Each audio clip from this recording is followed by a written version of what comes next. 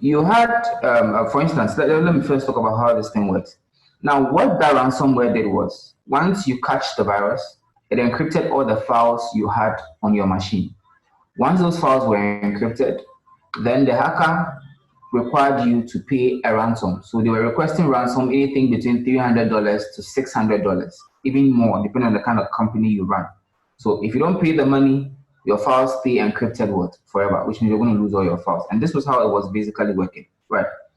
Now, the people who this particular WannaCry ransomware worked on were those who were running unsupported versions of Windows, and then those who had unpatched versions of Windows. I think as of April 2017, there was a patch which you were supposed to have installed on your machine. If you hadn't, then uh, you were likely going to catch up this ransomware virus. Okay, and it made a whole lot of news back then, right?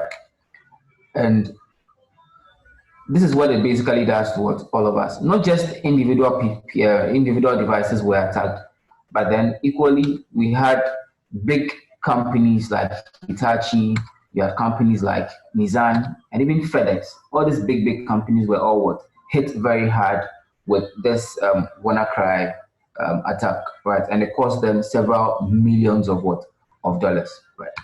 Okay, so all these kinds of things is what someone can actually call, that is what we can actually call what a cyber attack. So anytime you hear someone say there has been a cyber attack, or these are the kind of things you can actually tell what a cyber attack, because it really disrupted what businesses. Businesses had to go on hold. They couldn't operate because your files have been encrypted. You can't have access to them, and you had to pay an attacker some sort of ransom. And the funny thing was, it was even in Bitcoin, which means it's very difficult for you to what trace whoever hacked your machine. Okay. So what can we do in situations or scenarios like this? It is very important that we try to prevent attacks, but how would we prevent these attacks? We prevent these attacks by enforcing what? Cybersecurity in our environment, right? So we have to find ways and means of what? Securing our assets. Probably, let's say you put some firewalls, some IPSs, some IDSs. These are things that we can put into our networks to actually protect the network from external or internal attacks. Okay. Now, let's look at what hacking basically is. Right. Now, anytime you hear the word hacking, all it basically means is people who are able to manipulate a system for the system to do things which it is not what intended to do. So they find their own ways of manipulating it, probably to give them login credentials, or probably to get some bypasses or backdoors to copy files from the system, right? So that's what basically hacking is. Hacking has been around for years, okay? Back then when there were no computers, people still used to hack. People used to pick locks. So someone would break into your house without having to damage your door, but then they use some pins and they're able to lift all the pins inside your lock's barrel, and they were able to get in there. So it has been around for years, just that it keeps on evolving. So with the era of a digital age which we are in currently, it makes it much more easier for people to actually compromise systems, because then we are digitalizing everything that we have. But then there's one problem I have. For most people, when we hear the word hacker, all we think about is what? Bad guys, people sitting in some cubicle somewhere, staying 24/7 behind a machine, trying to steal people's credit cards. And that's the only thing that comes to mind when most of us hear the word hacker. But then that is a misconception. Okay, it is a misconception. Not all hacking is actually wrong. There are some aspects of hacking which are quite very good, and they are necessary to make our environment kind of survive. Right now, let's look at the different types of hackers that we have out there. So we have three main types of hackers. Let's see. Yeah,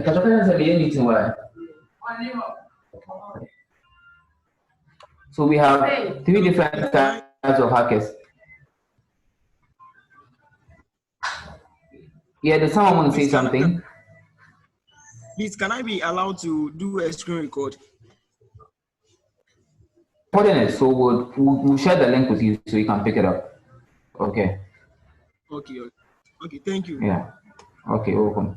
Okay. Good. So let's look at the different. Let's look at the three different types of hackers who are out there, right? So we have the black hat hackers, right? Now these guys, I would say they equally go around there, try to break into systems, and most of the time it is for their own monetary gain. So they don't break into systems for anything else than monetary gains, or sometimes it's just to be mischievous. That's what these people are. We call them the black hat hackers. Then we have the white hat hackers. Now these guys equally hack, but then they do their hack in a different manner. So usually they would have to be contracted, right? So a company needs their services. Someone says, hey, I need you guys to come and check my system. I want you to check for vulnerabilities and stuff like that. Try to hack my network. Don't know me online, right? Try to do some other things like that. And these are the people we call them what? We call them ethical hackers. You see the difference here. The first guy, he just wakes up one morning, decides to hack a bank for his own monetary gains because he wants to transfer funds to his account. But the next guy is contracted, let's say, by the bank to say, hey, I want you to hack my system and check what's up with the system. That's an ethical hacker. That service is what is approved. Then we have the last set of people.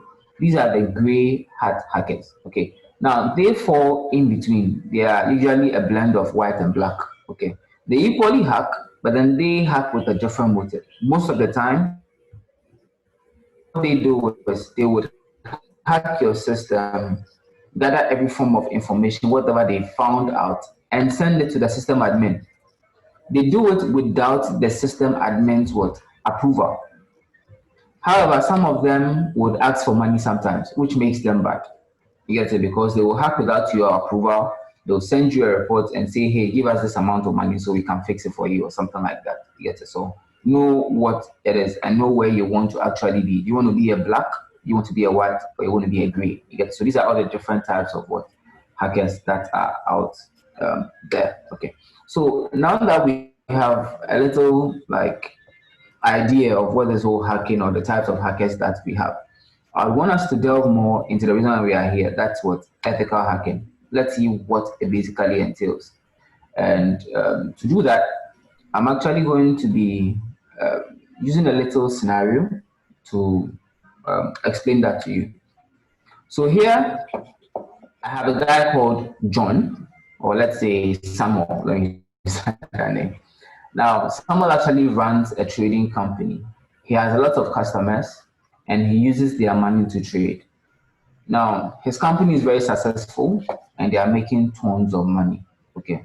But then one day, this guy shows up on the internet and it piques an interest in Samuel's service. Now, when he to steal login credentials of all the customers that Samuel actually what serves.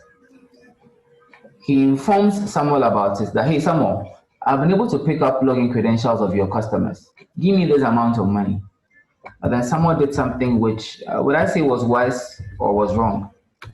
He ignores the guy's claim for money. He says, hey, I'm not going to pay you. So he didn't pay the guy. He totally ignored the guy. And this is what the guy did to Samuel after that. Now, the guy then wakes up and decides to what? Transfer funds from all of Samuel's clients into his own personal account. What do you think is going to happen to Samuel? Samuel has a responsibility to pay off his reserve account or something. And that means Samuel is actually going to what? Lose money. His capital is going to what? Drop. Just because he ignored a hacker's request, he decides to take all the money. Now he has to pay back what? His clients. Okay. However, what this then creates is it doesn't just make someone lose money, but then he's also going to lose what? The trust of his customers. And you might be hit one day. Now, when you are hit like people might not want to do business with you again because they might think your company can't be trusted, or for whatever reason they can't actually trust whatever business they're going to do with you guys. And that's where the real problem actually lies. Okay. So someone decides to do something. So someone decides to do something else. He sits up and then he starts to think, what did I do wrong? What happened to the security of my servers? How was this hacker able to get into my system? So he sits down and then he thinks of something. He says, hey, I think I need to hire somebody who is then going to do what? Check my system for any form of what? Problem. So he hires somebody out there and says, hey, let me come and check my system for you. That gives out this guy. So he employs him at his office and says, your job is basically to make sure what? My systems are clean. And the reason why he's doing this is to make sure that no hacker is able to what? Hit him again. So that's what brings him to employ who? John, who is here. So John is an ethical hacker. He's just like this bad guy here, but then he does his what? Legally, and he has probably a lot to show for what he does. So he employs John. John comes to the company, and this is what John basically does for him. In no time, John is able to scan his vulnerabilities in the system. When John detects these vulnerabilities, he just doesn't leave them there. That, hey, Samuel, I found all these vulnerabilities on your machine, so go and deal with it. But then because when he finds all these vulnerabilities, he then takes another step to actually what? Protect the system. So he now enforces cybersecurity. He tries to do things like what? Installing patches, some intrusion prevention systems in there, dropping some intrusion detection systems. Now he's doing all of this so that next time no outside bad guys can get into what? The company. What would this do for Samuel's company? In no time, Samuel's company would bump up again and he will start making what? More money. It won't end there, but then he regains the trust from his what? Clients. This is what we call ethical hacking. So you employing someone, he would use the same tactics of the bad guys, but then this time around, he uses it for what? For good. So he tells you where the problems are, he'll show you where the loopholes are, and then you try to fix them before the bad guys what actually come in. And that's all ethical hacking is basically what about.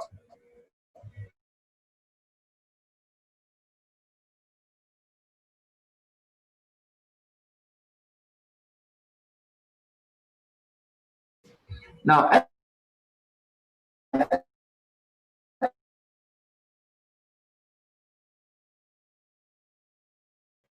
6 different phases.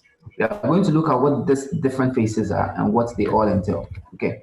So the first thing he tries to do, can still use Nmap, but then we can use another tool called Netforce. So that's what John does. John tries to scan the network to actually find out much more details about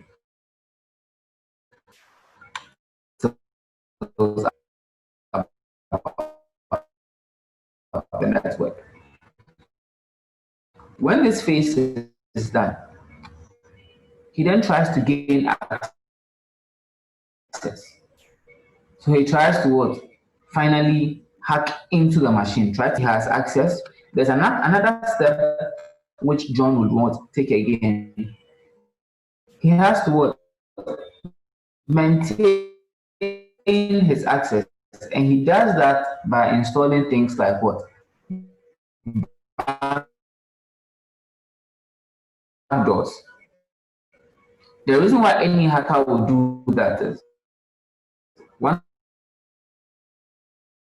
I hack a system,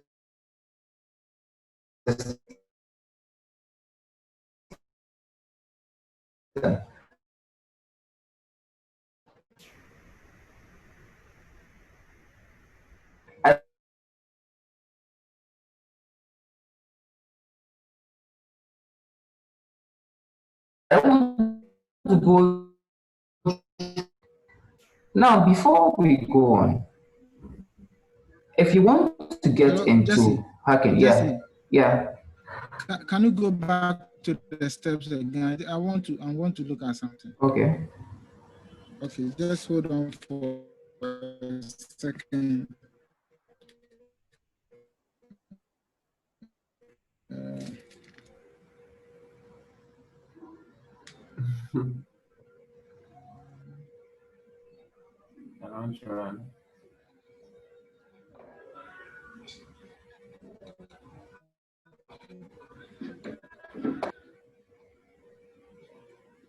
Okay, so you can proceed now.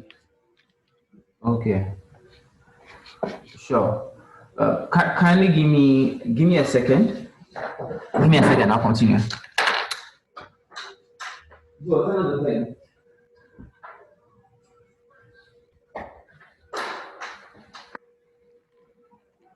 I believe the network is stable for everybody. Yes, it's stable. Okay, sure. Oh, thank you.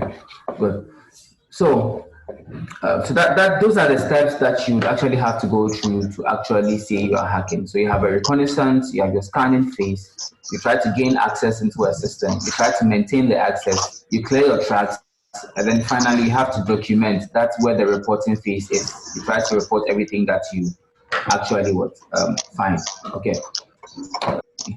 So now we know Samuel is very happy because now John is an asset to his company and not a liability. He has been able to help him fix a lot of his issues. Okay, good. So like I was saying, before you go into hacking in general, okay, you first have to know a couple of things. First of all, you need to have a good grasp of your operating environment. And when I say operating environment, I'm referring more towards operating systems here. So for instance, we have major operating systems like Microsoft, we have Linux, we have Unix, and then we have what? Mac. You should have a good grasp of these operating systems before you can actually call yourself what? Or before you can be very successful in your hacking adventures. The second thing is you need to have a good grasp of some programming languages. The first one happens to be HTML5. The next happens to be PHP. The next is Python, then SQL, then JavaScript. Now, why are these things important? I know you might say there are other programming languages. Now, these days, almost every application or every system we find ourselves working with are web-based applications. And these are the languages used on almost any web-based application. So if you're able to master these things, then it becomes easier for you. 10 minutes, yeah.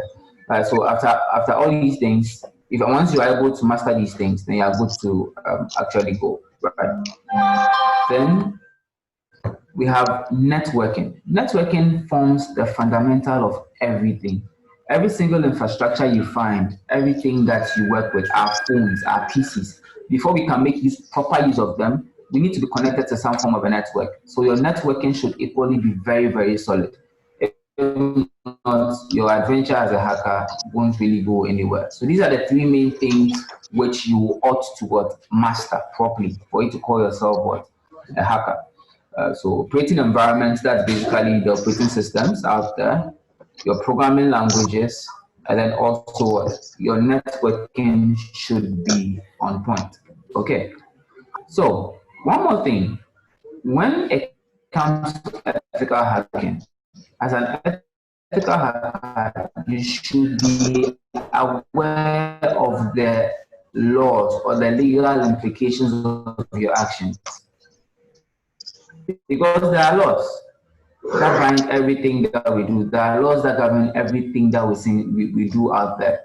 So if you don't know the laws of a jurisdiction you are trying to work in, you might find yourself in trouble. So be aware of the laws, certifications. No company is going to hire you to hack their systems if you can't. There are ethical hacking certifications out there, which you need to get to be able to do some of these things. To mention a few of these certifications, we have the Security Plus, we have the OSCP from Offensive Security.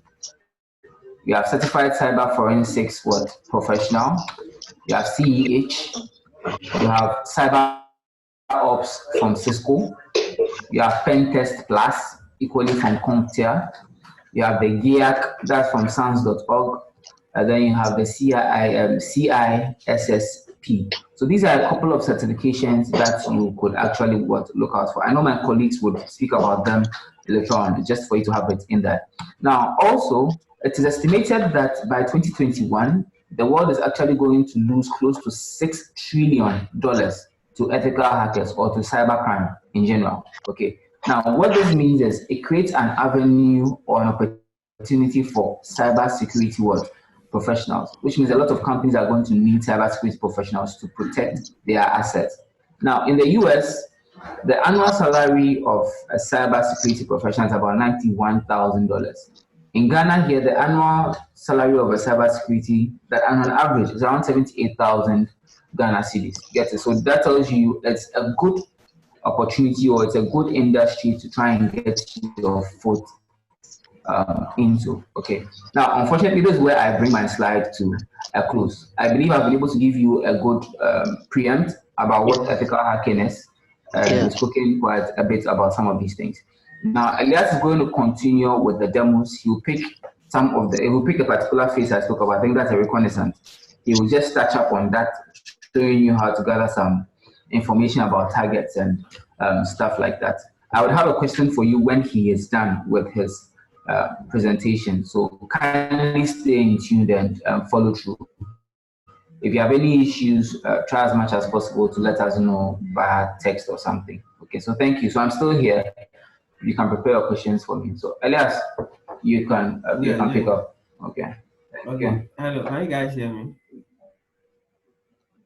Hello, Jesse. Yeah, I can hear you. You can go on. Okay. So, Let's stop sharing and let him come up.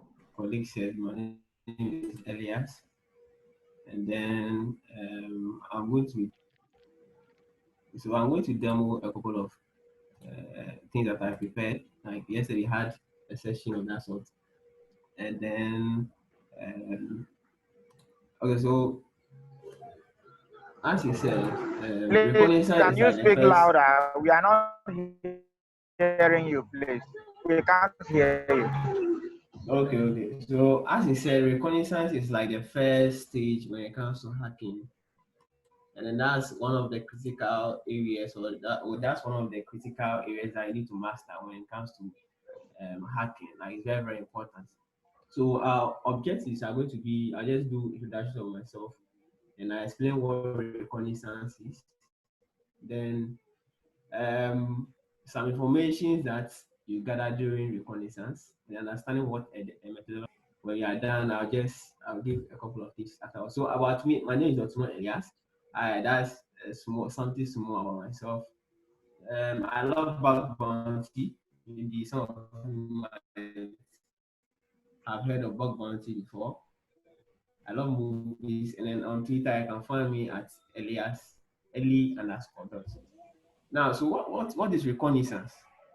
So my colleague talked about the stages, and in the first stage is reconnaissance. So the soldiers are then sent to the enemy camp to gather information about the enemies to find their loopholes and vulnerabilities and all that.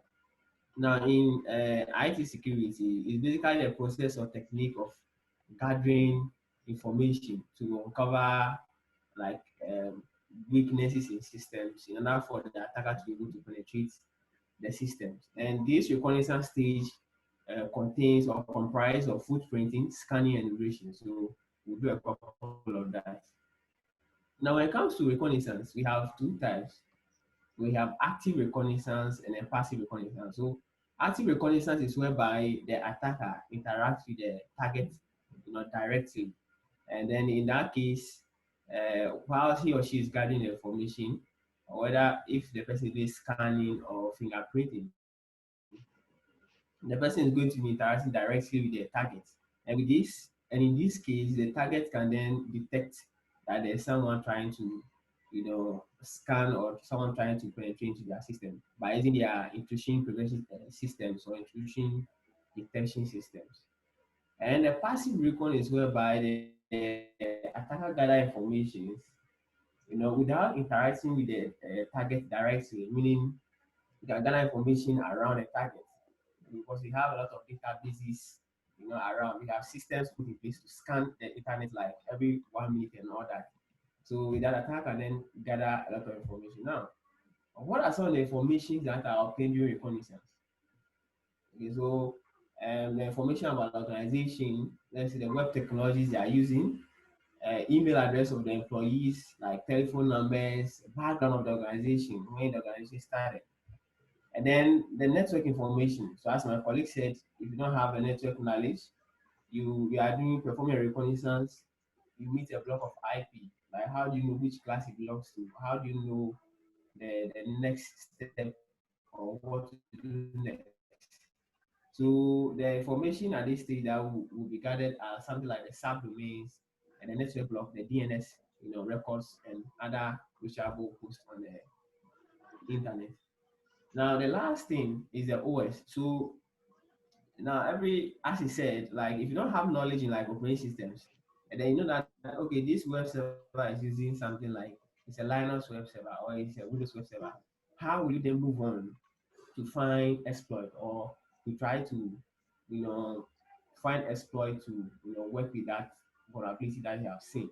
So it's very, very important to know your OS or operating system environment very well and how to navigate. So the last thing is methodology. So a methodology is basically a system of methods, okay, that is being used in a particular area. And this is something I developed myself. You can also develop it after you join a class or something.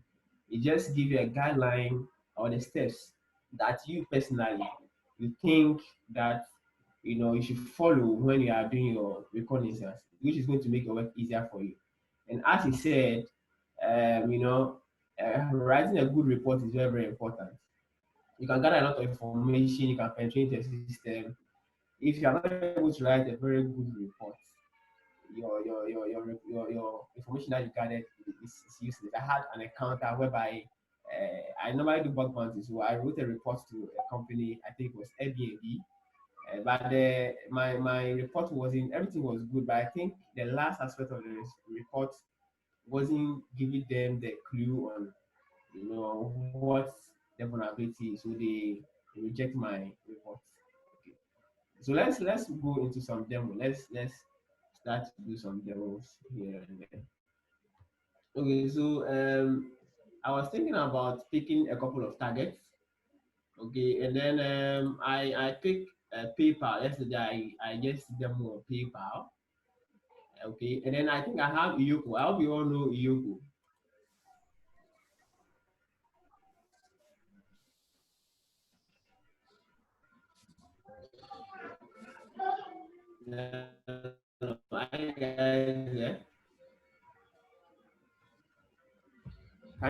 Yes, but Yeah, it's yeah. very low.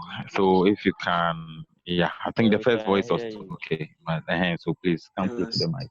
Can you guys hear me? Yeah, yeah. Uh, I hear you. We can hear you. the sound was very bad. I can hardly hear you. My sound. The Yes, the sound. sound. I didn't No, hear it's not it, okay. but I was just following the section. I don't know. I'm using earpiece. I would But use it's okay. earpiece. It's okay. But is it Maybe okay? you might just have to try and speak up a little bit, but I think it's fine. Oh, okay. So, but It's okay now. It's right? okay. Just speak a little bit louder. That's all. Okay. So, as I was saying, I hope you know Iyoko. So Iyoko is like, I think they fight some sort of crime and all that. Now, if you look at Iyoko, or even if you open a website, okay, or any website that you open or you access, you should be able to gather a little bit of information from that website. Now, the first thing I would do is maybe look at the year the website or the company, started operating. I think from 1999 to 2020. So meaning they might have some old systems still in place. And it will surprise you that you still see companies running like Windows Server 2013 or Windows Server 28, 2008 are very, very vulnerable. It will surprise you that you still find Windows XP on the internet. Like now, so what an attacker can do first is, since he's trying to gather information. You know, we have something called black box pen testing and then white box. Now, what black box basically means is that the attacker hasn't, or the attacker is not having any knowledge about crash. Whereby the white box is whereby the attacker has a knowledge. So that's where the attacker, or let's say the pen tester, will be invited into the organization, giving a full documentation of the organization, the IP ranges, the web servers they are using. Then from there, he or she can know where to start his attack from. Now, in my case, what I'm doing is black box because I don't know the internal asset of what paper or you. So the first information I would like to gather is know the kind of web technology they are using, like the web servers they are running and all that, whether it's Apache or Nginx or IIS, that is for Windows. And there are a couple of tools that can help us with that. Now, there's an extension called Weaponizer. So Weaponizer is an extension that you can install on Chrome. So what it does is that anytime you open a website, it automatically crawl or scan a website and it detects, you know, the web technologies they are using. Okay, you can see PayPal as at the moment they have some sort of Google Analytics, they have a JavaScript library, and then they have their payment process is PayPal themselves, and then they have some sort of Hello, Elias. Now, Elias. Yes. Elias. Yes, can you hear? Yes, I can hardly hear what you're saying. I can hardly hear you. If you can increase the volume a little bit, I can hardly. Okay, is it okay now? Oh, still. You can hardly. But, I don't know what's just wrong. Like, it's okay, but yours, oh man, I can hardly. Yeah. But you continue. I'll try and manage. I don't know, like since yesterday the complaint is that my sound is bad. I don't know why. Okay, so but is it okay? Yeah, it's okay. Yes, you can. Okay. So from here, Weaponizer is going to then crawl the website or scan the website and then give you the web technology they are using. Now, I tried to do the same thing for Iyoko. Now, if you see Iyoko is using WordPress, okay, as their content management. You can see that this is just fingerprinting. I'm just doing fingerprinting, but I'm able to gather a lot of information about Iyoko. I know that Iyoko is using WordPress. And then the last time, I was just curious and then trying to scan Iyoko, and I noticed they had a couple of vulnerabilities with their WordPress. They haven't updated their WordPress lately. And then that can lead to a lot of problems. Like if an attacker is able to get access to that thing, he can then try to brute force or use those vulnerabilities and start to attack the website or even the web server. Now over here you can see they are using Apache. So they are using Apache web server 2.2.15, which is very bad. Now if you compare Iyoko's website to PayPal, you can see that as I went to PayPal is not showing their web server here. There are sometimes you should be able to hide all these things from attackers. If an attacker is able to know the web server version, he can then start to go and then search for exploit. Okay, so maybe you can go to Google and then search maybe Apache 2.2.15 exploit. And I know there are a lot of exploits out there. You can see currently there are some. We have a lot of exploits, that you can then look out for. But the most important thing is not only the exploit, but you should be able to.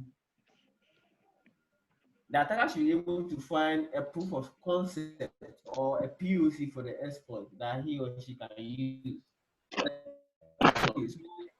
That is just something small. Now, if there's another tool called build with. So build with is also works like a Weaponizer, and then also just crawl the website and gives you, a lot of information. Elias. That when I was Elias. I used a lot of information from Elias. From PayPal. But yes, Elias, yes. can you check your microphone? I don't know why Yeah, the I problem. can hear you. Can you check your microphone? I don't know what the problem is, but it's too low. Maybe it's your net. Is it Yeah, it's very okay? low. Maybe the Chinese type of earphone. Yeah, I don't very, know. very, The very voice. low. And Very, since very yesterday, low. I thought that today you have a different earphone. Or probably I you was can take thinking it off like and maybe speak straight to the speak. Very, very, very low. Probably might be the it's very, earpiece. And so if you can get a good one, or maybe speak straight to the microphone, I mean. Is it okay now? But Unless you it keeps speak up. going down. You have to more or less like I think, Elias, what I think you should do is that just speak up and let your mouth be close to the microphone or whatever, and then talk like consistently. We keep losing you. Okay, please. If I don't know if I think it's my network. Vodafone is trying to. Okay, continue. Let's go on. Let's go on.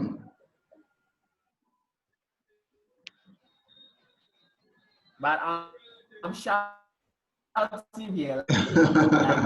You go on. I'm shouting. It's really serious. I'm really shouting. So.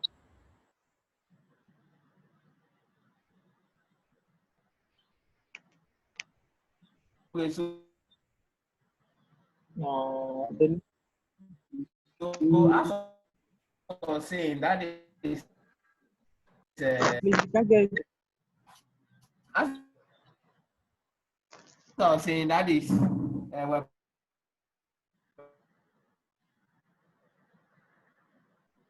that's what we're pliers.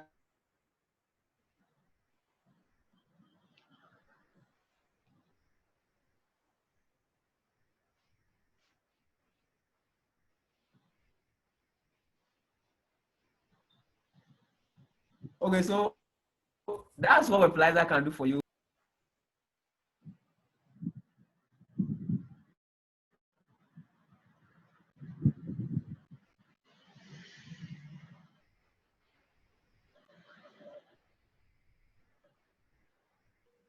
Hello, can you guys hear me?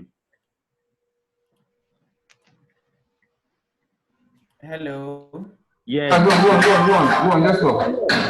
Talk. My network is very, very bad. I don't know why. No, you just talk. No, we can hear you. Just go through it. Okay. Your screen. Okay, so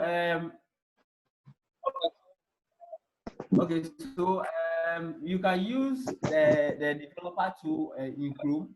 Whenever you right click on a page and then you go to inspect, whenever you right click on a page and then you go to inspect, it gives you certain information. Now, when you click on network and then you reload a page, it gives you the files that are being fetched behind the background anytime you load the website. So anytime you load the website,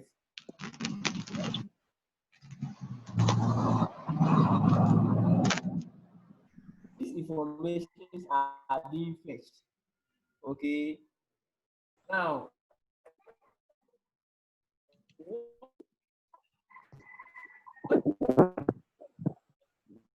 my main focus is that when you click on one of these information, it gives you what we call headers.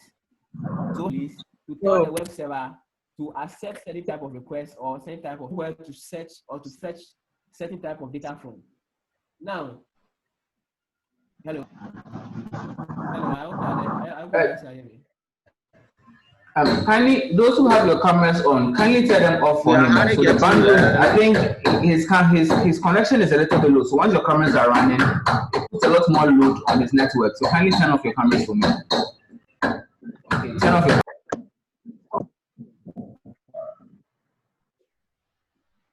Can I continue? Yeah, now you are coming in clearer now. It's okay. Okay, so just by looking at the headers, you can see that this data that has just been fed, it came from a server, and that server is an Apache server, but they hid the version number, so it's not any big deal.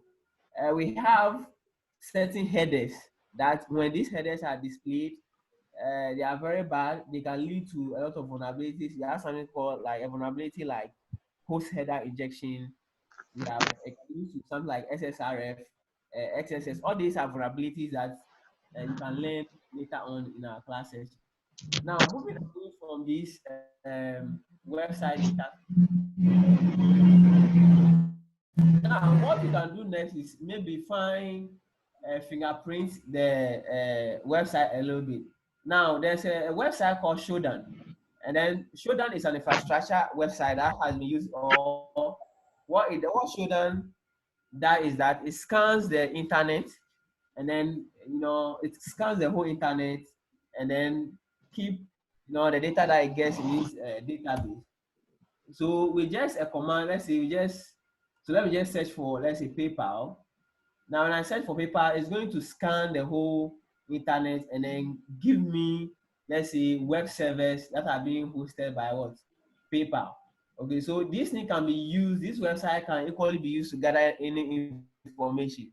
Let's say I'm looking for, let's say, Windows XP machines that are exposed to the internet, and just put it in there, type Windows XP, it's going to pull every data for you. You can see we have some top organizations that are still using Windows XP, like Huawei, Alibaba, Amazon, that still have Windows XP in their system, in like United States and all that. Now, so let's stay with the PayPal thing.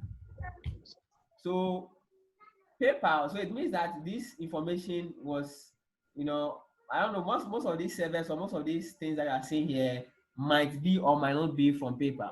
And then it's always important that you should be able to determine what we call false positive, because not all information that you are going to get are going to be accurate. Are you getting me? Now, there's also another tool called Zoom Eye. So Zoom Eye is an online, it's also an online application that scans the internet for a lot of things. So with Zoom Eye, you can also be able to fingerprint a web server, and then it will give you, the web technologies that the systems are using, or what the systems are using. I don't know, for one or two reasons. I don't know why there's this application is not loading. Okay, so we have a lot of applications that can do some of these things. Now, all this information that we are gathering, what I'm doing is basically something like fingerprinting. So, Zoom Eye is just scanning PayPal, and then it was able to detect some of their servers, some of their IP addresses and all that. All these are IP addresses that belong to PayPal. And then one good thing about Zoom Eye is that I can be able to scan for vulnerabilities. So when you click on the vulnerability section, it scans and then gives you some vulnerabilities. So for one or two reasons, these are some vulnerabilities that PayPal is having. Now, you can be able to find vulnerabilities, but it's up to you to know how to exploit them. Like this, you see they are using Apache IIS in their system, and according to this scan, it says it's vulnerable to a lot of CVEs and all that. You can go online, search for this, CVEs and their POCs. They have a couple of dupla in place, and then the dupla also has a couple of vulnerabilities and all that. So WordPress and all that. So all this has to do with what the fingerprint state. Okay. So by just using a simple tool online, we are able to gather information. Now, what after this information, after the information, or after this, what you use the information for depends on you. Now getting me? I'm not going to try to search for exploit for any of this. I'm just giving you an example of how these information can be gathered. Now, we can also look at things like who is. So if you take PayPal, you want to know who is, okay, for PayPal. Now getting me? There's a site called, we have a lot of sites and tools that can do the same thing, but this site also preferably, it's not all that bad. Now you can easily use your terminal if you are using Linux to do something like this. So I can then be able to find a reverse who is for PayPal. Now from here I can see that the registrar is the name of the registrar is not showing because they find a way of protecting this thing. Because some people register their domain and then they have their like their names and then they have their emails, their telephone numbers, and a whole lot of things showing. Now, if you watch here, you have something like subdomains. So there's something like subdomains. That's 8,235 subdomains, which we'll look at later on what the subdomain is. So this one we call who is. So who is basically finding the owner of like the target system, the person who registered it, who the company belongs to, and then people can even use Wikipedia to run reconnaissance, just search for the background of the organization. And Wikipedia has a lot of information that you can use in your information gathering stage. Now let's move on to the IP aspect. So PayPal is a very big organization. So because of that, they have a lot of web servers running. They have a lot of IP addresses and all that. Now because of that, okay, in order for you to be able to know the IP range of PayPal, okay, there's something we call the ASN number, which stands for the autonomous system number. This is a number that is being assigned to big companies, that use larger IP ranges. Okay, and then we are going to look for PayPal's autonomous number. Then from there, we'll be able to determine their IP blocks or the IP blocks that they have. And there's a website that does that. That's pgp.he.net. So what this website does is that anytime you feed in a website, what it's going to do is that it's going to query a database and then give you the autonomous number for PayPal and then give you the IP blocks. So here we can now see that the IP block of PayPal is what /24. So there is a class C, somewhere there, and then I think there's CIDR, So this with this ISN number, you can then use this to what? Search for their IP blocks or look for their top level domains. Okay, so what the next stage you are moving in is what?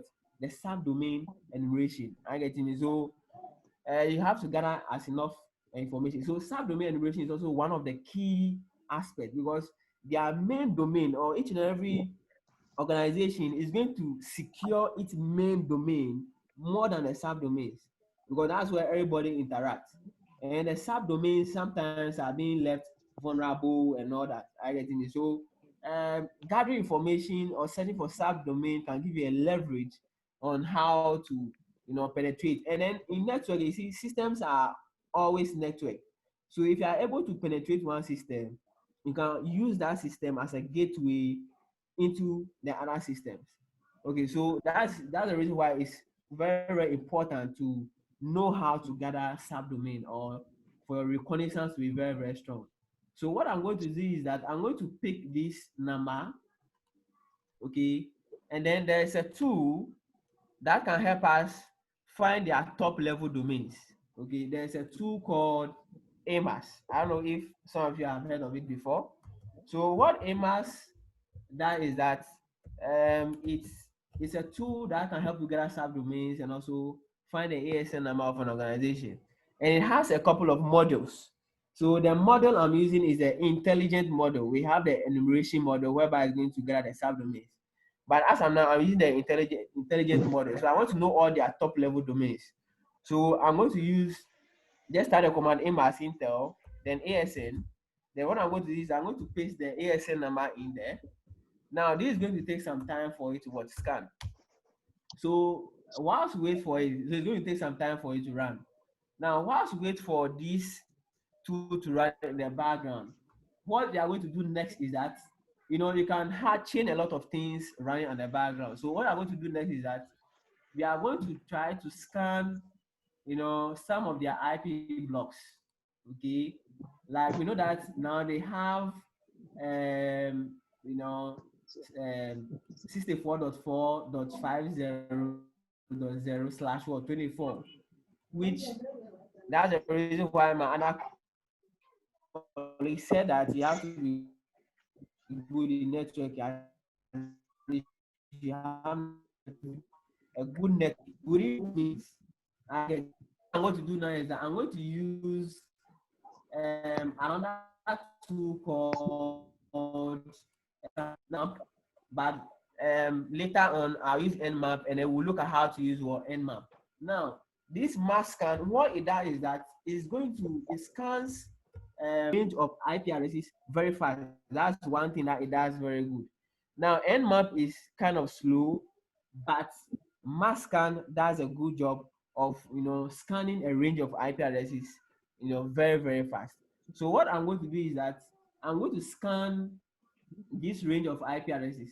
Now you can see that now I'm having some sort of subdomains, that top level domains from paper being popping up by the AMAS.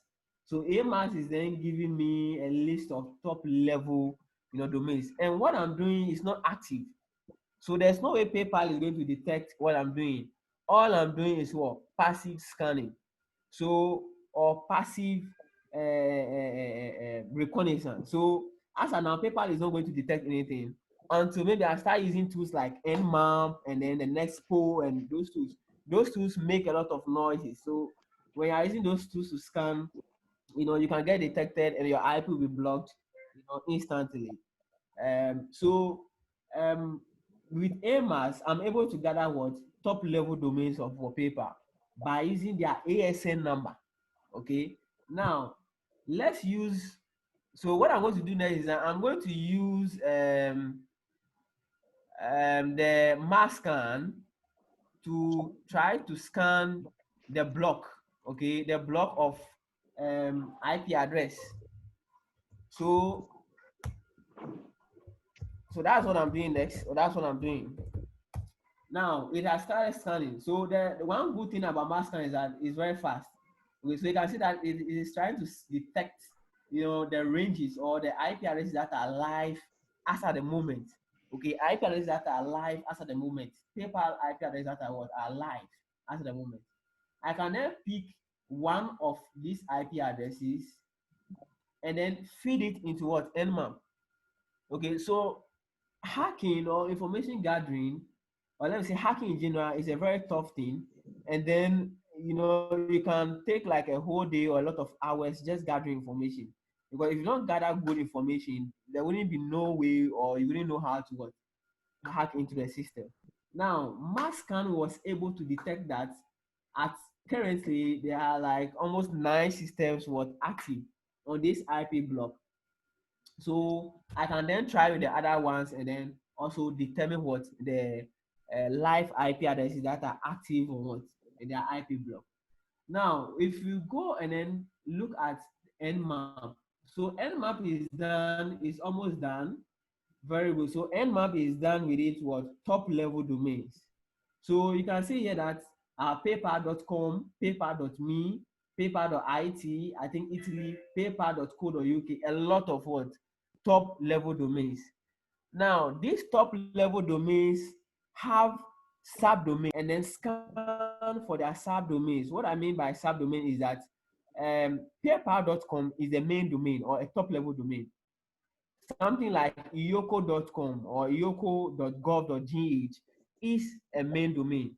Now, behind Iyoko can have a subdomain like, let's say, an example, blue.iyoko.com.gh, or paper can have a subdomain like, yellow.paper.com. And then you can have companies having like 3 or 4 or 5 steps subdomain. So it will be something like a.b, and then if you are able to reverse this process information, because most of these companies don't think people can be able to access those things, so they give them weird names whereby it will be difficult for you to detect. Now what I'll be doing next is that so we know that we have some active IP addresses who are alive. And then take note of this. It's always important for you to, take documentation of whatever thing that you find. So you need to have notes. So whilst you are scanning, you are doing all your, enumeration, you have to prepare notes to take and then start to sieve the better ones, what you think that they are available to you. Now, with this information, what I'm going to do next is that later on, I'll come to the IP address whereby we'll scan one of their IP addresses. Okay, so what I'm going to do now is that I'm going to search for some of the subdomains of our paper. So I'm going to copy these two, and then I'm going to use the same AMAS. So with this one, I'm going to use the enumeration model. Okay, we have a couple of tools that can do this very, very well. I learned, I know Nmap can also gather subdomains, but some of these tools are better off than what I think Nmap cannot do better than this mass scan. Nmap is a little bit old, just that it's good at scanning. Nmap is really, really good at scanning. Now, AMAS is AMAS and then a tool called SubFinder. We have a couple of tools. During the lockdown, I even developed my own tool that I use for gathering information. Now, so if I hit, hello, can you all hear me? Yes, we are here. We can hear you. Okay. Okay. So AMAS enum -d. Okay, I don't know why, for one or two reasons, AMAS is not trying to come. I'll figure it out. Now, you can also use a couple of websites. Okay, a website called set.sh. So set.sh is a website that scans the internet and then, keep track of certificates. When I talk about certificates, each and every domain has its own, keep track of a lot of certificates in its database. So as of now, I'm going to try to search for subdomains for paper. Now, when I just type this argument into it and run it, what I'm going to do is I'm going to search the whole, or I'm going to crawl in database and then give me a list of what sets, or give me a list of what subdomains that I can find from PayPal or using PayPal's certificate. Now, the reason why I think my network is a little bit slow, because I think because of the AMAS or something, I think my network is a little bit slow. So let me just quit one of the tools from running.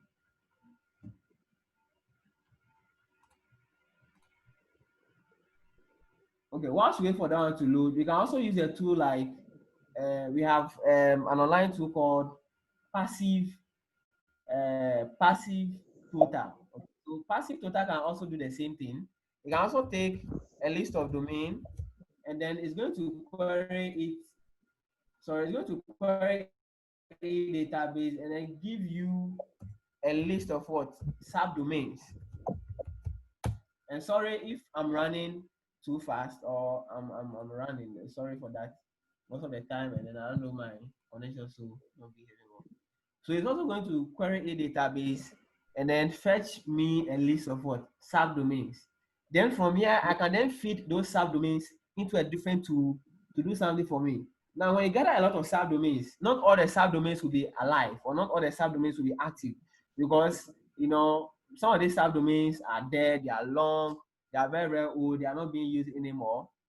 So you can then use a tool called HTTP probe.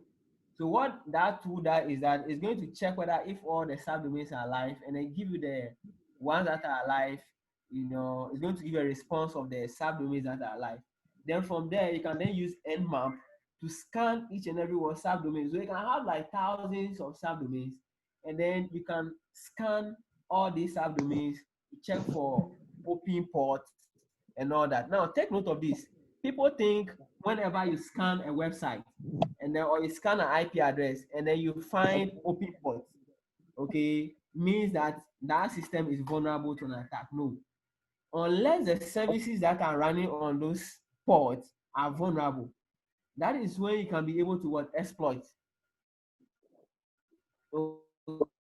Okay, so some services like Telnet, those services are very, very old and then they are easy to crack. Now, this application was able to give me 789 subdomains of what? PayPal. Now I get me. You're able to give me a lot of what subdomains, and then I can then download this subdomain and then feed it into another tool. Set.sh will also search its database and then give me a list of what? Subdomains. So from PayPal, like I think Facebook also have their own API that they also use in doing that, which also does a very good, job of gathering what subdomains. So with this said and done, okay, so set.sh is also has given me a lot of subdomains that PayPal has. It can also give you root domains, whereby you can also find what subdomains or beneath those root domains. Okay, this can also be used by, let's say, penetration testers to also detect, phishing sites that are being used for what phishing. Because you can have, a hacker that is going to create a website similar to PayPal, send you an email, lure you to click, and then enter a credential, and it's going to collect all this information. So this way can also be used by attackers to be able to, pen testers to be able to find out site that doesn't belong to a PayPal and then site that belongs to a PayPal. Now, yesterday I was able to gather the same thing using the same tool, and I downloaded some of what the subdomains of PayPal. So I'll just go straight to that, and then use that in my next step. So AMAS is supposed to gather subdomains, but I don't know, for one or two reasons, AMAS is not trying to give me what I want. Okay, so whilst I try to solve that, I'm going to pick what I did yesterday. Let me see if I have it somewhere. Okay. So so I think yesterday I saved it as Ramses. So what I'm going to do is that there's a file called Ramses where I saved the subdomains into yesterday. I don't know if I still have it. It was Ramses 2. The Zoom input meeting. was 2, right? I'm doing Zoom meeting. But you are eating, so Are you guys there? don't worry. here. You I'm on Zoom. the folder. I You mute save it to my sound. None of my sound can enter there, but I can only hear them. I muted. Okay. Okay, so the subdomains are okay. Okay, so I've seen it. Now, if I do, this is the reason why you have to be a little bit good in Linux and everything. So it's very good for you to know how to do all these things. So I think yesterday, because of time, I just gathered a few of what subdomains of what PayPal. Okay. Now what I'm going to do is that you can gather like thousands of what subdomains. Now you can't be opening all the subdomains to determine what is going on or to know what happening or to know the interface of the web server. How is the website behaving? Okay, so there's a tool called Aquaton. So Aquaton can then take a list of websites and then give you a screenshot for all those websites. Okay. So Aquaton can give you a list of a screenshot for all those websites. Are you getting me? So what I'll do is that I'm going to feed my subdomain that I collected into what? Aquaton. But before I feed into Aquaton, I have to check whether if all these subdomains are active. So I'm going to feed it into the tool called HTTP probe, what the tool I mentioned earlier on, and then give it a count of like 60 so that it finishes very fast. Then when I'm done, I'm going to send it into what? I'm going to save it into a text file, like let's say test2.txt. So when it's done, I'm going to show you the output of that scan. So this is going to take some time based on the amount of what subdomains that you have. Okay, it is done because the subdomains are not much. So what I'm going to do is I'm just going to display it for us to see. Okay, and take note of this. It's not only Linux that I can use to hack, I can use Windows too. So it was able to, ping all the subdomains, and then it gave me the ones that are active. So currently, though these are not all the subdomains of paper, but because of time, if I say I'm going to scan about 10,000 subdomains or 8,000 subdomains, it takes time. So what you do here is that I'm going to feed this result into Aquato. So I'm going to feed this result into Aquato. So what Aquaton is going to do is that it also does some sort of port scanning. So I want to scan for a port, a large port. It has its own argument I use. And then I want it to put the output into a file called, let's say, saturday.txt, because I want the file to be in a TXT format. So when I hit enter, what it's going to do is that it's going to start to scan. Okay, so it's saying that forbidden, 403 means for forbidden.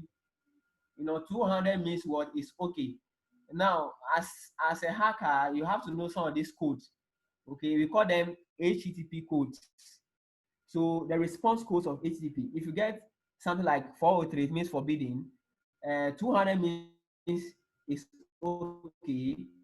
If you get something like 301 or 302, it means it's a redirect. So the website redirects you to a different one. 501 means what?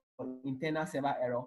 And then you should know how you should understand these error messages in order for you to know what you are doing, because if you don't understand some of these things, you're going to be doing the wrong thing. Now my Aquaton is done. So what we are going to do next is I'm going to go to the directory where the whole thing has been saved, and then I'll try to display what the system was able to scan for us to see. So I name it, I think, Saturday. Let me see if I can get it. Saturday. Okay, I made a mistake. Okay, I made a mistake with the argument. Let me scan it. Let me do the whole thing again.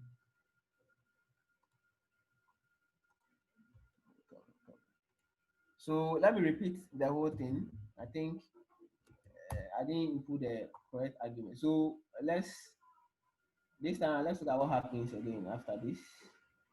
Okay, so I have it now. I hope you guys are following what I'm doing. Yes, please.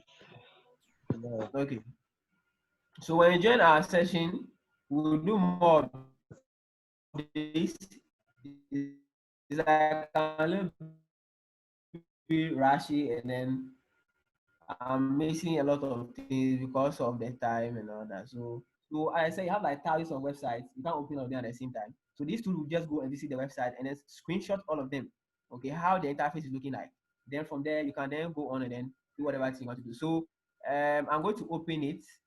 So I think you should be seeing it. You should be seeing a couple of things popping out. So this is what happens. Now, this is a result from Aquaton. So Aquaton also goes to the extent of performing a little bit of fingerprinting. So it says that this asset here, sorry, this is a mistake. I think, okay, so I was doing it for PayPal, but I think I had a result for Airbnb rather.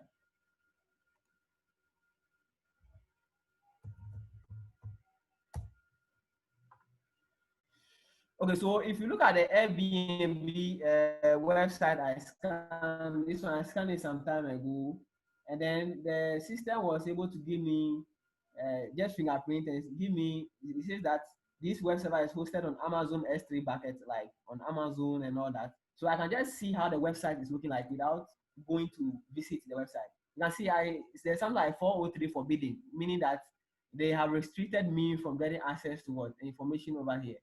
And then as a hacker, you shouldn't give up. Whenever you find something like forbidden 403, it means that there's something juicy over there. That's why they put that forbidden on it, so that you're not able to get into the system. So we can do other things to be able to get a little bit of information from that web server.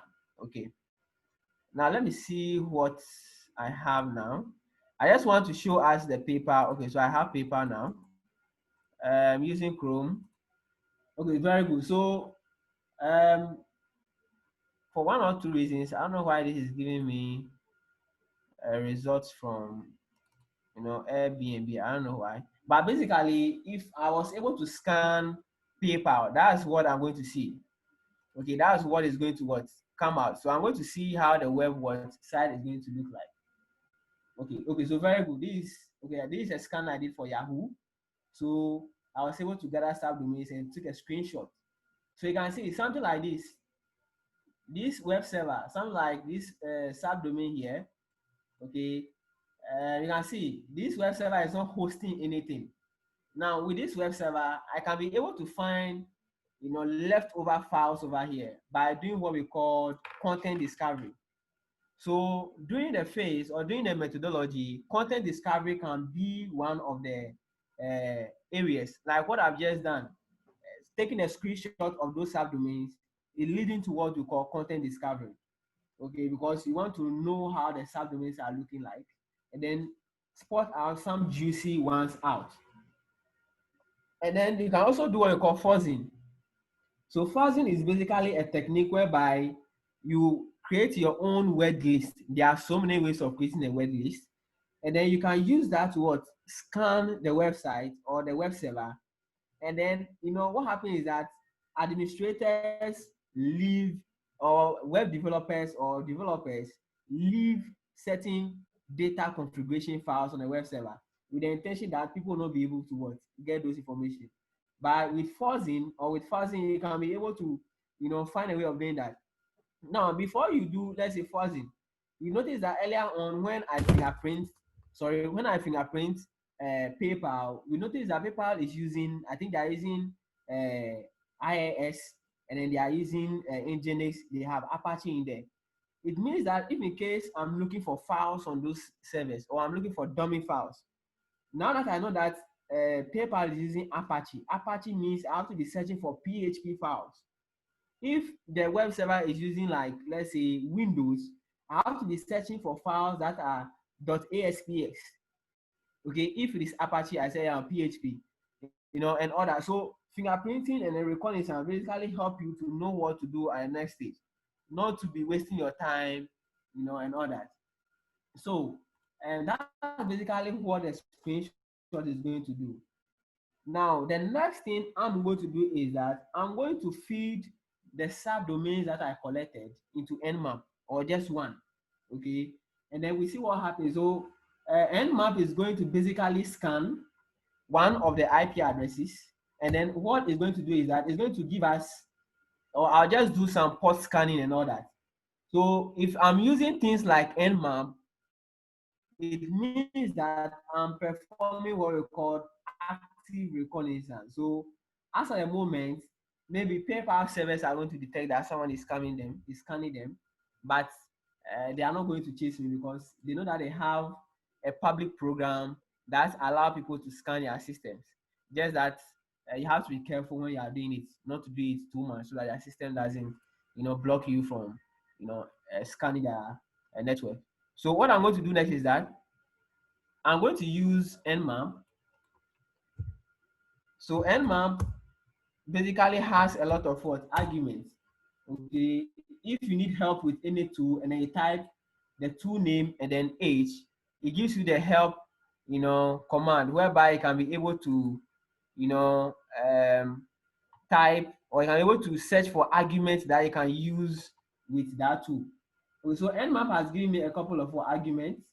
Okay, so the next thing I'm going to do is that I'm going to scan, I think, let's see what range of IP address should I scan. So I think earlier on from our scan, we saw, okay, so we had something like an IP address like 64.4.250.34. So I'll quickly feed that into Nmap. So Nmap, I'm going to use the T option. Now this Nmap is not fast, so you have a way of using a time. So the T means what? I want Nmap to use a time of 5. Then I would like Nmap to do a version scan. Okay, and then it should also, let's say, a range of IP addresses, but that is going to take us time. So I'm just going to disable ping, the ping request. Then I'm going to feed in the IP address. Okay, so the IP address was 60.4. I think 205 dot 250.14. So .250.14, 250.14. Okay, now I know because of how slow Nmap is, it's going to take what? Some time. Now, whilst we wait for Nmap to what? To finish scanning, there's a tool that I like to what? Mention here. Now, there's a tool called Brute Spray. So, Nmap can equally do the same thing, but these tools have been designed to make your workflow easier for you. So what Brute Spray does is that it takes what? A list of username and passwords. So let's say you scan an IP address and notice that they have what? Port 21 open, which is an FTP port. That's a file transfer protocol port. Or they have the telnet or MySQL or SSH open. You can then use this tool called Brute Spray. And then what? So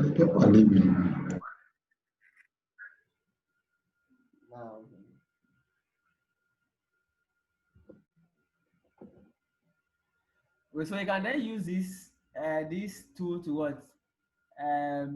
Guess the default credentials and all that of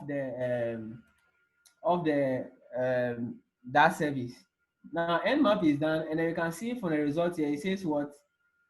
Only port 25 is open on what? This IP address.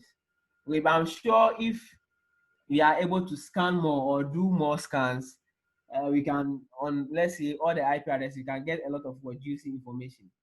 Now, if you come to our class session, like we'll do a lot of stuff. This one is because I'm having challenges with my internet and all that. Things are not going well as planned.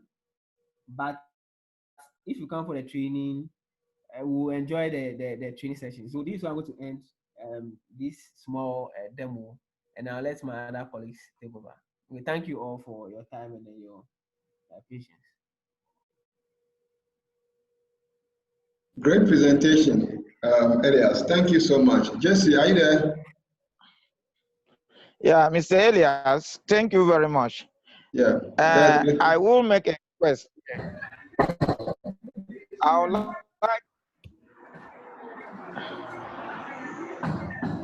Okay.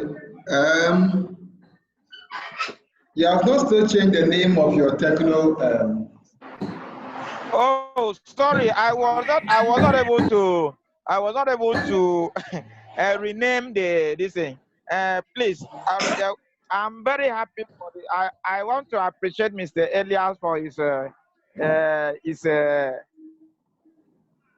demonstration. Please, I will make a request here. Can you kindly share your slide with us so that we can have a review of the slide in due course? Yeah, we'll do that. We'll do that. Okay, we'll share it with you. And in particular to Mr. Elias. All right, no problem. We'll have the videos. We'll have the videos for you, so that'll be better because the slides don't have anything. Like the tools he was pointing you to are critical. All right. So I will. Yes. Okay, so give me like a minute. Let me do some 5 minutes presentation for you. Then we will allow for questions and answers. Okay. Please, can you do me a favor? Can you direct me on how to change my code name? Yeah, so go to where your name is. I'm coming. Go to where your name is, okay? Go to where your name, where you see the mute sign there. Can you see? Hello? Okay. Yeah, then click on that 3 dots. And if you look through, you can see a rename there. Then click on it and change the name. Okay. All right. So that's fine. Okay, so let's go on. I will just share my screen in a minute. Hide name, this thing, non.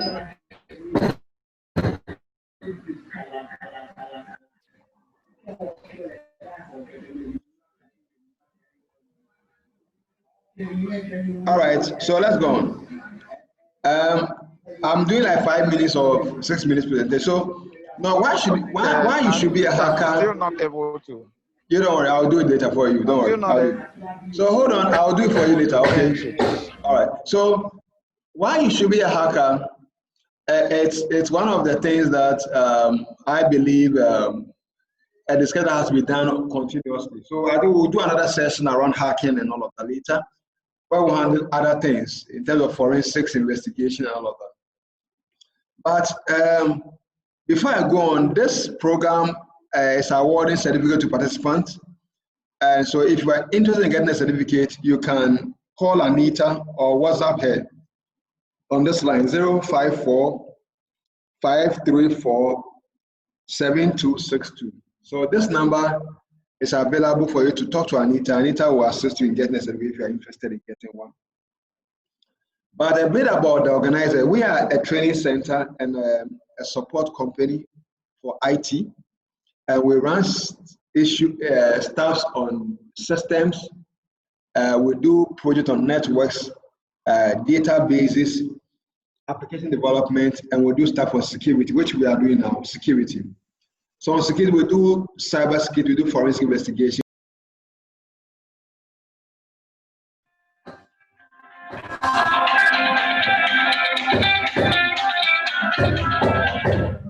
Yeah.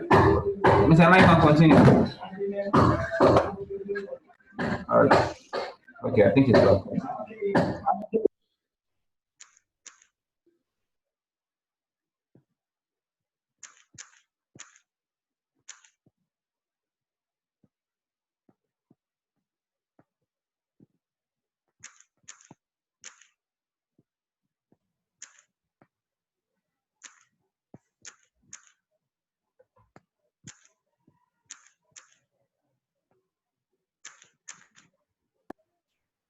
The microphone is off. You can't hear anything. You can see your share screen. Yeah. Okay, so my screen is there, right? Yeah, now I can hear you. Okay. And we do Oracle and we do Microsoft certification as well. Now, if you look at all the vendors we are, there's security in all of them. And I think maybe when you want to get more knowledge about the certification on any of the IT program, you can call us and we can talk. These are the vendors we are about to work. We are for most of the reputable companies in Ghana and outside Ghana. That's our company. So be comfortable to work with us. So our consulting services actually range from corporate training. We fly trainers around the world to train people. We do monitoring of networks as our portfolio management. And then we do ERP, CRM, and all of that. So I'll skip this one because they are not necessary. So, but the issue is that the reason we do some of the seminars that we believe that the age we are in is difficult for many young people to get jobs. All right. And then most people are looking for jobs that are not existing. But within the IT space, there are very few areas that are still creating jobs, and security is core. Security is one of the areas that is creating a lot of jobs for young people. Because the industry, as Jesse said, is actually raising billions of dollars of damages to cyber criminals. And companies are willing to invest more to protect themselves. So if you can get a career within that space, you are sure of getting money. I think yesterday somebody was telling us that a gentleman hacked MTN and then he's now working with MTN Ghana. So there's a warfare, and that warfare has to be fought. So let me skip this one because I don't have a lot of time. Now, if you look at a company like MTN, they have to deal with situations like this, okay? Where this guy will be announcing that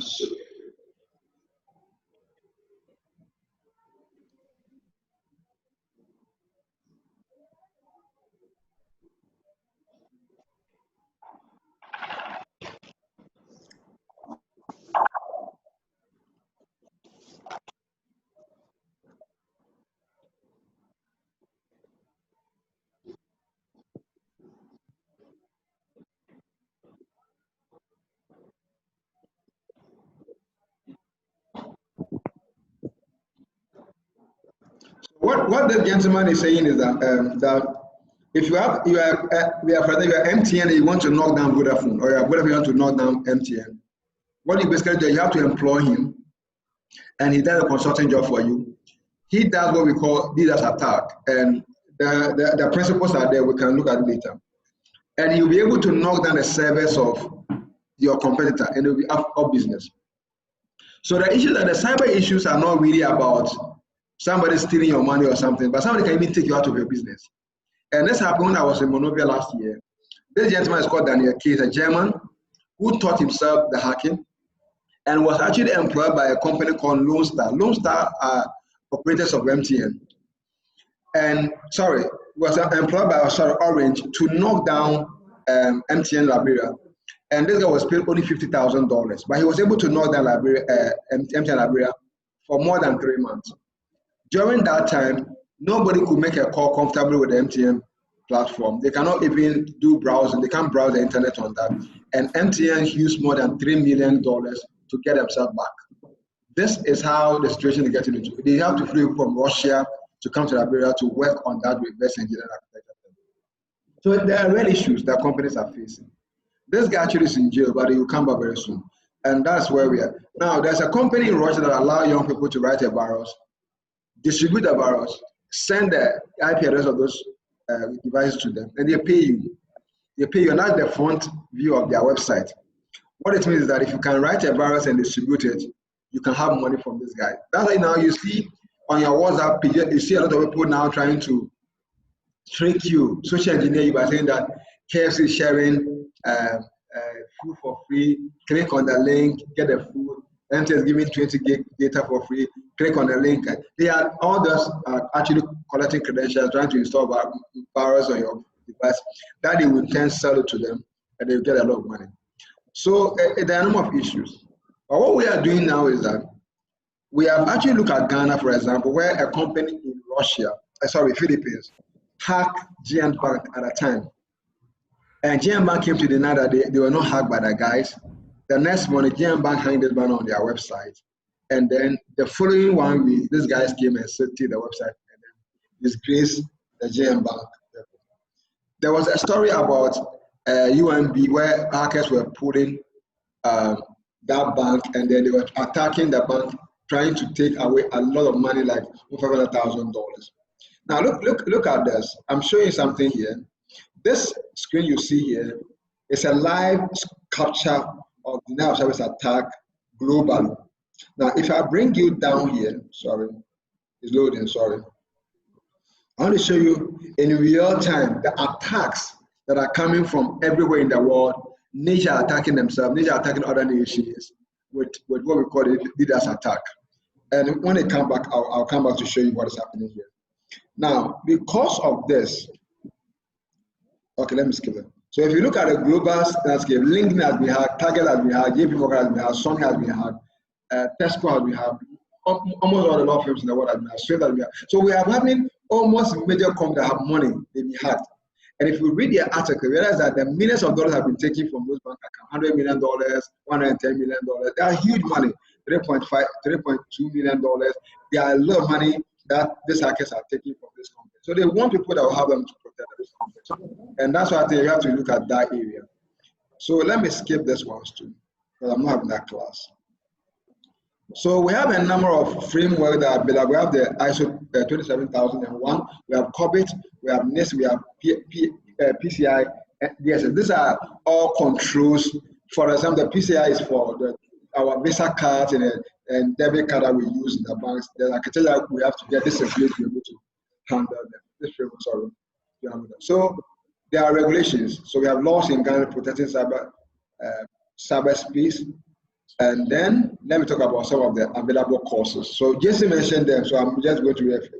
We have ISO 27001, and that is also another. CSSP is huge, and SISM is there. We have CEH, we have a Cisco certification. Now, can you have a career path within this space? Yes, you can. You can be all of this. You can be any of. You can be a penetration tester. You can be an IT security officer. You can be a risk manager. All of them. They are paid a lot of money as a company. So what is this? What we are going to do is, I know most of you are on the platform, you don't know where to start from, but you're interested in cybersecurity. We are going to do a training for the people who want to go into that industry. And this gave you a bit about what you need to be in this space called how to hack, how to do pen testing, how to get your name out there for people to see that you're a professional. What do we say? We are starting with a very simple course called ethical hacking and countermeasures. We are going to learn practical ways of hacking enterprise network, their databases, their application platforms, and all of that. Now, so the course will basically look at social engineering, cryptography. So let me look at the courses. So we are going to have all this 20 module course. We have introduction to ethical hacking. Elias did footprint and reconnaissance for about 2% of what we do in the entire class. We are going to do scan of networks. We are doing enumeration. We are going to do system hacking. We are doing malware threats. We are going to do sniffing, social engineering, denial of service attack, session hijacking. We are going to go through hacking web servers, hacking web application, SQL injection. We are going to look at hacking wireless network, hacking mobile platform, evading IDS firewalls and honeypots. We are going to talk about cloud computing hacking. We are going to look at cryptography. And this is going to be our 20 modules that we're going to go through in our cybersecurity class on Certified Ethical Hacker version. Now, when is it starting? On the 18th of July, that's Saturday's coming next. It's going to be a weekend class. We'll run it only on Saturdays and Sundays for 3 consistent weeks, okay? Saturday we do 6 hours and Sunday we'll do 4 hours. And please don't miss this for any reason. It's going to be a very interesting session. You're going to have a lot of practical sessions during the time. The price is originally 1,000 Ghana, but those who are actually on the platform, we are going to give it to you for 50% discount. Now, you qualify for 50% discount, and that will mean that you are going to pay just 525 Ghana cedis for the 3 weeks intensive full program, including your certificate. Now, the training is actually starting on the 18th. The Monday before the 18th is a deadline for you to make a commitment of 150 Ghana cedis minimum, okay? And once you do that, then you then qualify to be in the club without discount. We have 2 branches. We have a branch in Malam, around Malam Market area in Accra, and we have a branch in Tema, around Community 18. So if you are around Teshi, Nungwa, Ashaman, Tema, they can join us in the Tema branch. If you are at Kaswa, Kaneshi, Darsuman, La Paz area, you can join us the one at Malam. And they are going to run at the same time, at the same date. So 25th is a date, Saturday coming next. And there are, because of the COVID, we are going to do maximum 10 people in the class.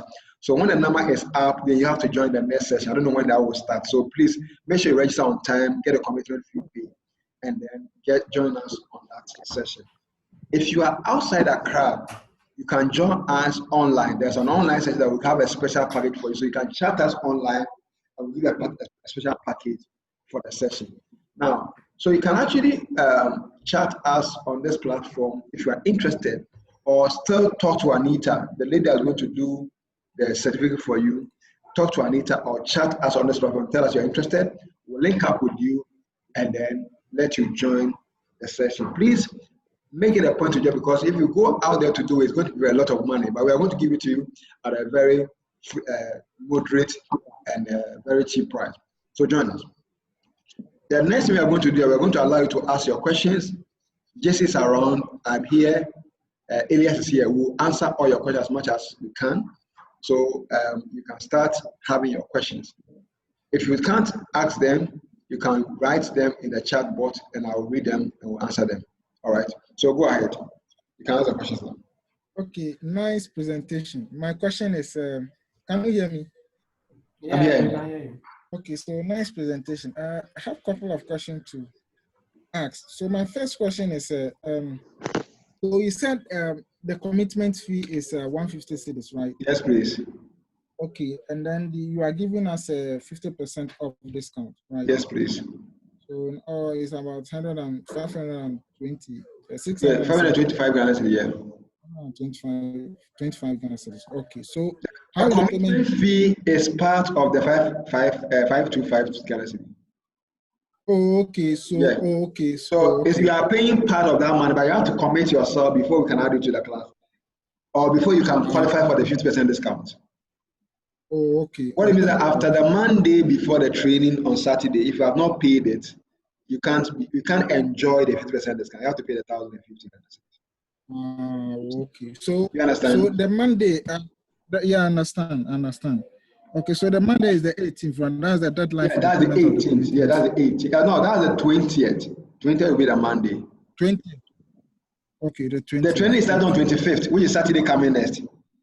And you are supposed to pay it by Monday 20th. 20th, okay. Yeah. So we have 5 clear days before the meeting for us to know the number of people are coming for the training. And then we set up for them.